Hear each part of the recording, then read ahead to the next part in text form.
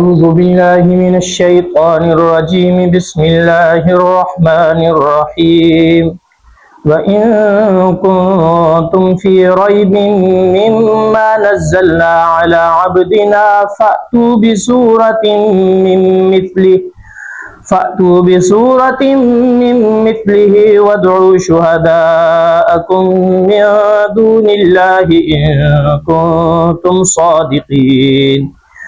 فإن لم تفعلوا ولن تفعلوا فاتقوا النار التي وقودها الناس والحجارة أعدت للكافرين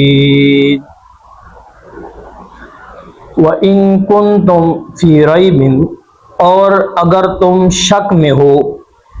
مما نزلنا علی عبدنا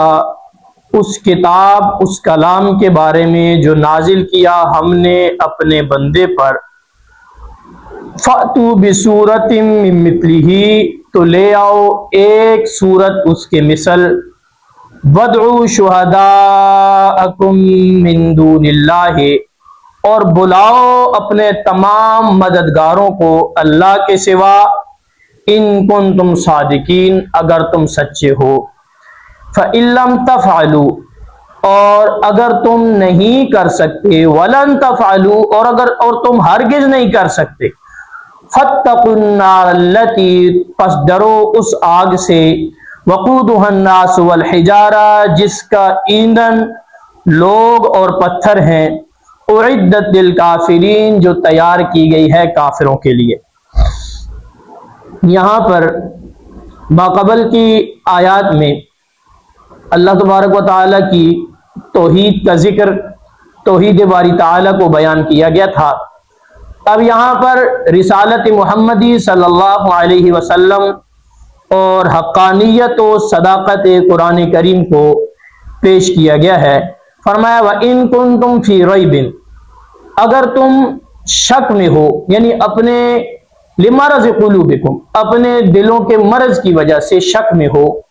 اس چیز کے بارے میں یعنی اس کلام کے بارے میں مما نزلنا علی عبدنا جو ہم نے اپنے بندے، یہاں پر اضافت تشریفی ہے، مراد پاک پیغمبر صلی اللہ علیہ وسلم کی ذات مبارکہ ہے کہ آپ علیہ الصلوۃ والسلام پر نازل ہونے والے کلام قرآن کریم کے بارے میں شک کرتے ہو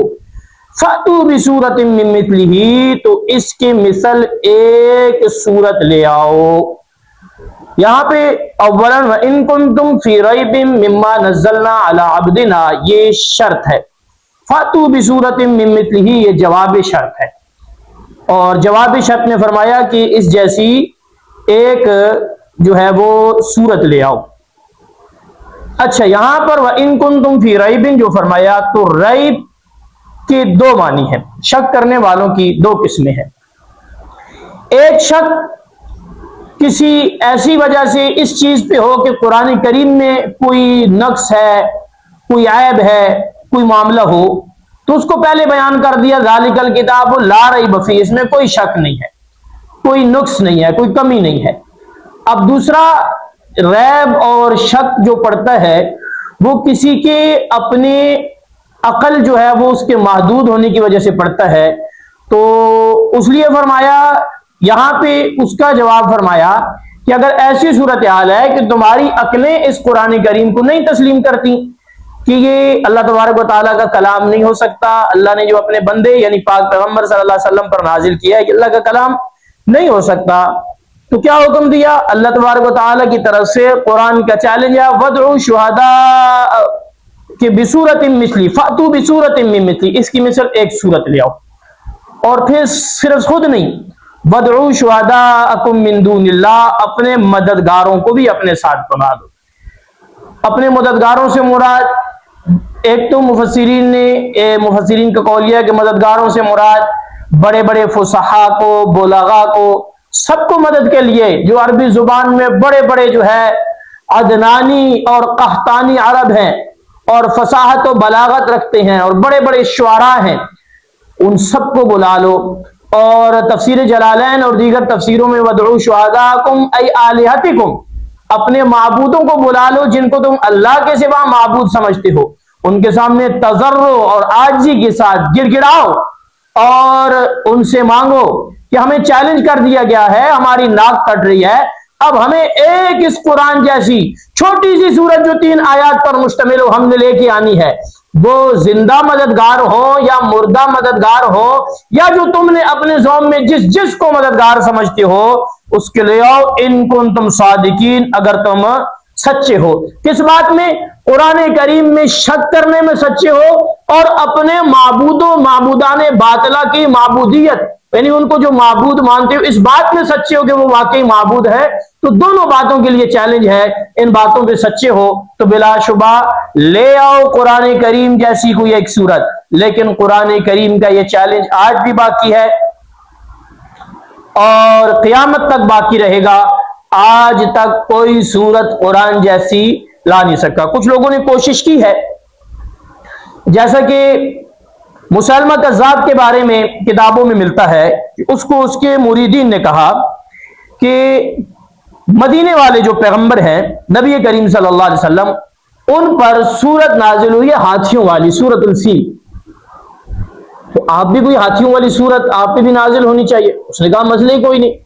اس نے سورت بنائی الفیل ملفیل وما ادراک ملفیل لہو ذنب کثیر وخرطوم طویل، کہ ہاتھی کیا ہے، ہاتھی کیا ہے اور تو کیا جانے ہاتھی کیا ہے، اس کی سونڈ بڑی ہوتی ہے اور دم چھوٹی ہوتی ہے۔ یہ اس نے سورت بنائی اپنی طرف سے، نہ فصاحت و بلاغت سے اس کا تذکرہ، نہ اس کے اندر کوئی پیغام ہے۔ تو یہ اپنی جانب سے بنانے کا مطلب یہ کہ قرآن جیسی ہو اپنی طرف سے۔ اب گزشتہ عرصے میں جو ہے وہ علی سبت کاظم نامی کسی نے جو ہے وہ 12واں امام بننے کی کوشش کی روافظ کے زوم میں، اور اس نے جو ہے قرآن کریم ایک لے کے آیا اور بظاہر ایک ظاہر یہ کیا کہ ہم اصلی قرآن کریم لے آئے جس کی عربی غلط، عربی گرامر ہی جس کے اندر غلط، تو ایسی جو ہے وہ جس کی عربی درست نہیں، ایسا نہیں چلے گا۔ البتہ قرآن جیسی کوئی صورت پیش کرے، یہ قرآن کا دعویٰ قیامت تک ہے۔ فصیح و بلیغ، قحطانی، عدنانی، ہر قسم کے عرب آ گئے، قرآن کے مد مقابل قرآن جیسی ایک صورت بھی پیش نہیں کر سکے۔ فَإِن لَمْ تَفْعَلُوا، اور قرآن کا فیصلہ جب باقی ہے فرمایا فَإِن لَمْ تَفْعَلُوا، فَإِن لَمْ تَفْعَلُوا، اگر تم نہیں کر سکتے، یعنی کہ کس چیز کو؟ ما امرتم من الاتیان بالمثل، جو اس جیسی صورت لانے کا کہا گیا وہ تم نہیں کر سکتے۔ وَلَن تَفْعَلُوا، اور تم ہرگز نہیں کر سکتے۔ فَإِن لَمْ تَفْعَلُوا یہ شرط ہے، وَلَن تَفْعَلُوا یہ جملہ معترضہ ہے بیچ میں، ہرگز تم نہیں کر سکتے۔ فَاتَّقُوا النَّارَ الَّتِي، تو پھر جزا کیا ہے؟ فرمایا فَاتَّقُوا النَّارَ الَّتِي، اس آگ سے ڈرو، وَقُودُهَا النَّاسُ وَالْحِجَارَةُ، جس کا ایندھن لوگ اور پتھر، وقودها الناس جس کا ایندھن لوگ یعنی عصات، گناہگار، نافرمان، وہ اس کا ایندھن ہوں گے، والحجارت، اور پتھر اس کا ایندھن ہوں گے۔ پتھر سے مراد ان کے جو پتھروں سے بنائے ہوئے بت ہیں وہ بھی اس کا ایندھن ہوں گے، اور اس کے علاوہ بھی پتھر اس کے ایندھن ہوں گے۔ کبریت، اعدت للکافرین، اور وہ آگ تیار کی گئی ہے کافروں کے لیے۔ اور سوال یہ پیدا ہوتا ہے جب آگ کافروں کے لیے تیار کی گئی ہے تو پھر مومن اس میں کیوں جائیں گے؟ گناہگار مومنین بھی تو جہنم میں جائیں گے۔ تو اس کا جواب یہ دیا جاتا ہے جیسا کہ حضرت عبداللہ بن عباس رضی اللہ تعالیٰ، عبداللہ بن مسعود رضی اللہ تعالیٰ، دیگر صحابہ کی طرف سے جو ہے یہ مصداق نقل کیا ہے کہ اصالتاً جہنم جو ہے وہ کافروں کے لیے تیار کی گئی ہے، لیکن طبعاً ان میں مومنین جائیں گے، لیکن کفار کے لیے جہنم جو ہے وہ بطور عذاب ہے، اور مومنین کے لیے جہنم، گناہگار مومنین کے لیے وہ تطہیر کے لیے ہے۔ بہرحال اللہ تبارک و تعالی ہمیں جہنم سے، شرک سے، پاک پیغمبر صلی اللہ علیہ وسلم کی رسالت، آپ علیہ السلام پر نازل ہونے والے قرآن کا انکار اور اس پہ شک سے اللہ تبارک و تعالی ہماری حفاظت فرمائے۔ تو یہ آیات کریمہ جہاں پر قرآن کریم کے حوالے سے چیلنج ہے، قرآن کریم کی صداقت پر دلیل ہے، وہیں پر پاک پیغمبر صلی اللہ علیہ وسلم کی نبوت پر بھی جو ہے دلالت اور دلیل ہے کہ پاک پیغمبر صلی اللہ علیہ وسلم جس ذات مبارکہ کے پاس، جس ذات قدسیہ کے پاس ایسا کلام کی جس کی مثل کوئی نہیں، لا محالہ یہ انسان کا کلام نہیں ہے، یہ اللہ تبارک و تعالیٰ کی طرف سے وحی ہے۔ پاک پیغمبر صلی اللہ علیہ وسلم کی رسالت نبوت کا ثبوت بھی ان آیات کریمہ میں ہے۔ دعا ہے اللہ تبارک و تعالیٰ دین متین کی سمجھ، اس پر عمل پیرا ہونے کی توفیق عطا فرمائے۔